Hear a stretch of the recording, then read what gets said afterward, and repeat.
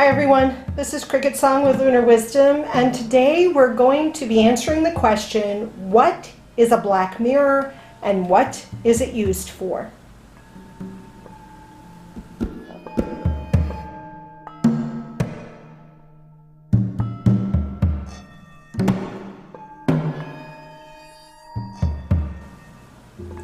Okay, so a black mirror.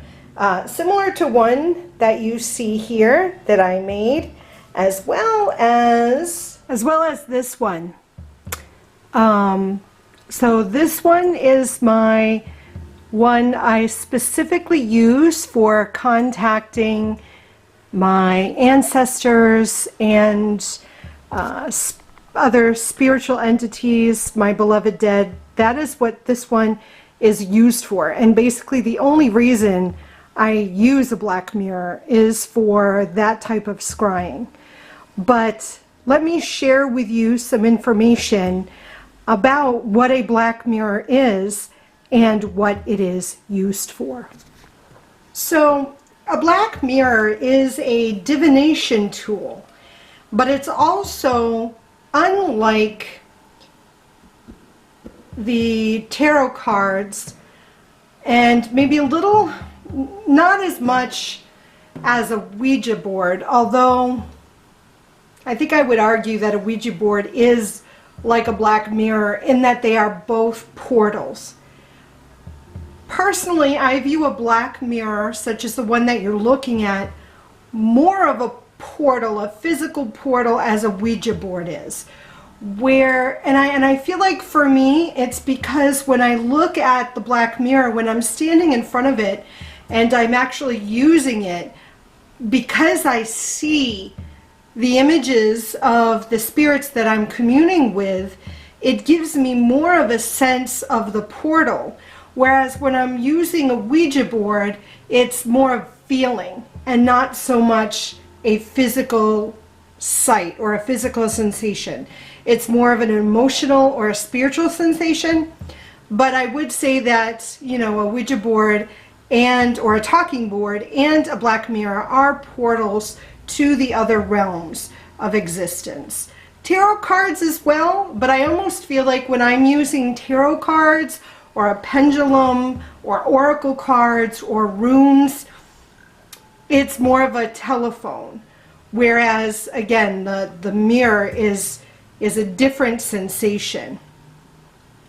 Now, traditionally, black mirrors were crafted from obsidian, from the black obsidian, but I have successfully used glass for the to work with a black mirror.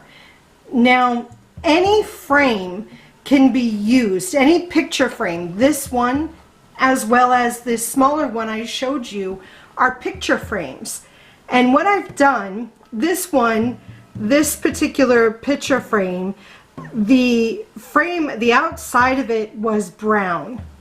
And what you do in order to craft one is you take the glass out of the frame and you paint the back black. And once you have, it's going to take more than one coat to paint the back of the glass. It's going to take more than one coat.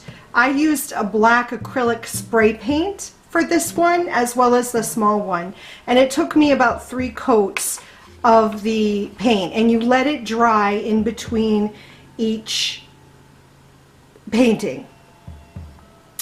And then once it's dry, you put it back into the frame with the painted side out, so that you have the reflective side. And I'm going to show you that right now with the other picture frame.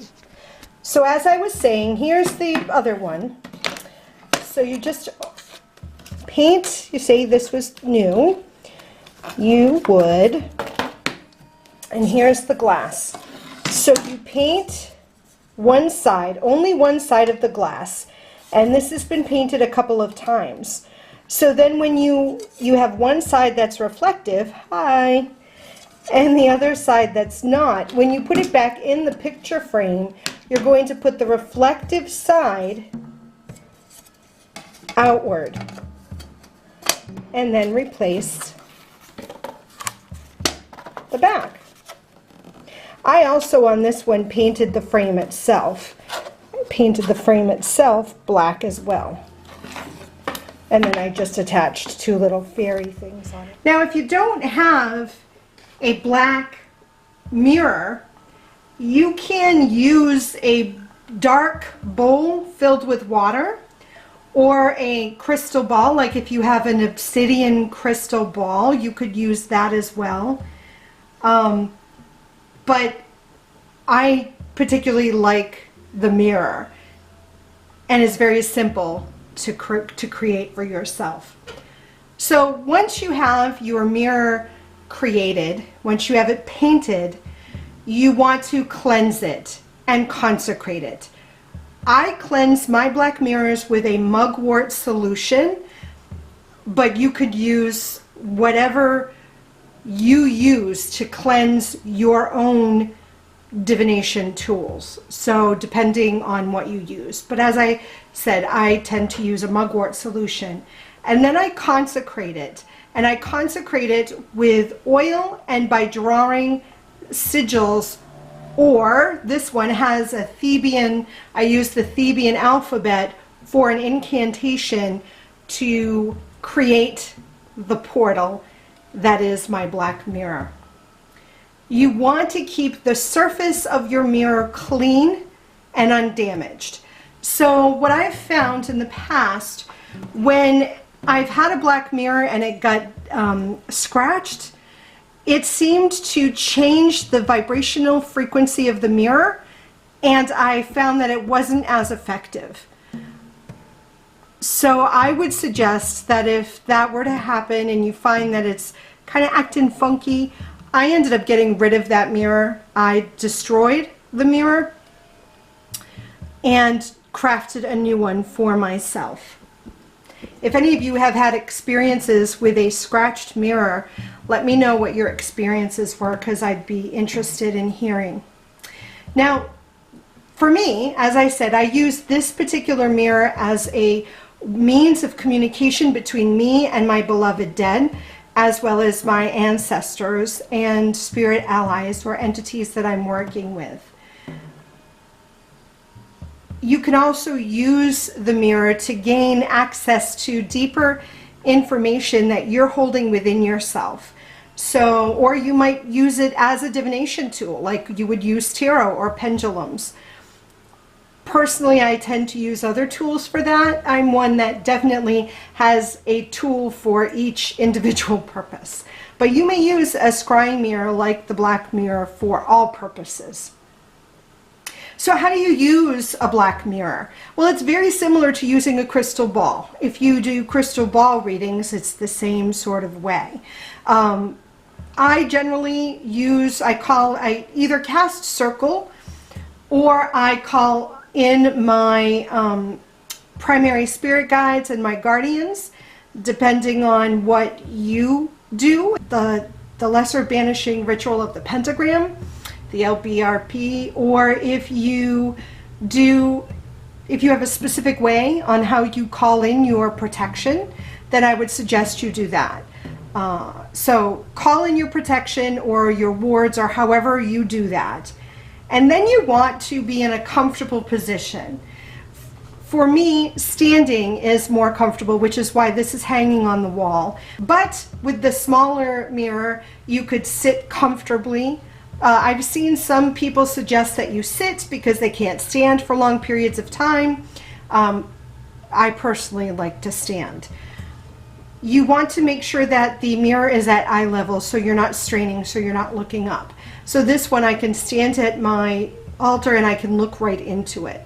The room that you're in when you're doing this, it should be relatively quiet, or if you're someone who likes to play low music, I find that sometimes white noise is very helpful. I also sometimes run my fan, which creates like white noise for myself. Sometimes binaural beats help me. Ideally, you're getting into a trance state where you're able to connect. So however you do that, you want to do that. A dimly lit room is best because you do not want to concentrate on the reflection of the things that are in the room. This is acting as a mirror, but it's a focal point for you. And you're going to look within the mirror. You're going to look beyond the surface. And if you are distracted by the reflection of the things around you, you're going to find that it's going to be a challenge to see beyond the mirror. So using a dimly lit room or using it at night with just candlelight is best, is easiest, I guess I should say. So then you're going to enter your meditative state and fall into your trance state, and you're going to visualize, not just imagine, but visualize that the surface, that glass, is a surface of water, black water, and you're going to go dive into that water. You're going to allow yourself to dive and fall into the water. And as you are falling in, your reflection, because you're going to see your reflection at first, but your reflection is going to dim. It's going to sort of dissolve into the blackness. So then all you see is blackness. Now at this point, sometimes if you're just a new beginner, you're going to have problems getting beyond this point. So it's going to take practice. It's going to take, doing it over and over again. But eventually that blackness, some people talk about seeing either fog or a mist or clouds. For me, it's just sort of wavers. The surface, like water, starts to ripple. And at that point, that is when I start seeing the random images, or if I have asked a specific question or summoned or called forth a specific individual or personality or entity, then that person or entity will appear for me. But in the beginning, you may only get to the point where it's blackness. Then you may be able to move to the next point. And I found that the progression goes from blackness to random images. Things will pop up that at first may make no sense to me. But allow that to happen, because there will be information for you showing up. You may see something that makes no sense. So at the end of your session, I suggest jotting down those things that you've seen, or recording yourself on on your phone or some sort of digital recorder, so that you can then go back and see if these things make sense to you. So you may see random images, and then eventually, as you continue, you should be able to call forth specific images or ask a question and get a specific answer. Some people see the mirror as just a focal point, and they fall within themselves to get these answers or these images. Other people see the mirror as the specific portal where the images appear on the surface. It's going to depend on you. It's going to depend on your inherent abilities, whether you're clairvoyant or clairsentient or whatever clair that you seem to work with. That is how this is going to work for you. So there is no one answer for everyone. It's going to be dependent upon your own inherent ability. Now, the mirror has been around for a while. If you remember, is it Snow White, where the queen looks at her mirror and says, "Mirror, mirror on the wall, who's the fairest of them all?" That's the idea of mirror scrying. And it is believed that she was using a black mirror, though in a lot of the movies it's just a regular mirror. But that is the idea. Some suggest that when your mirror is not in use, it should be covered, because it is a portal, and things could come through the mirror if you have not closed the mirror or closed your session correctly, just like with a talking board or a Ouija board, suggesting you say goodbye. For me, with the mirror, I say farewell to whoever I have spoken with. I thank them. I usually leave offerings for them for our session, and I close the session. However, I do not cover my mirror. So that's going to depend on the witch, again, whether or not you should have it covered or wrapped. And there is also a suggestion that the energy of the mirror should be replenished, just like any of your other tools or stones. I do not replenish my mirror. Again, it's a tool, so I don't necessarily see the tool as necessary for energizing it. I've also used my breath to awaken it as I would any other tool. So however you treat your tools, you should treat it in this way as well. And because I have consecrated this mirror for a specific purpose, I only use it for that specific purpose. So hopefully this has given you the information that you've asked about. In regards to a black mirror, I would love to hear your experiences. Please share them. And as always, I love you.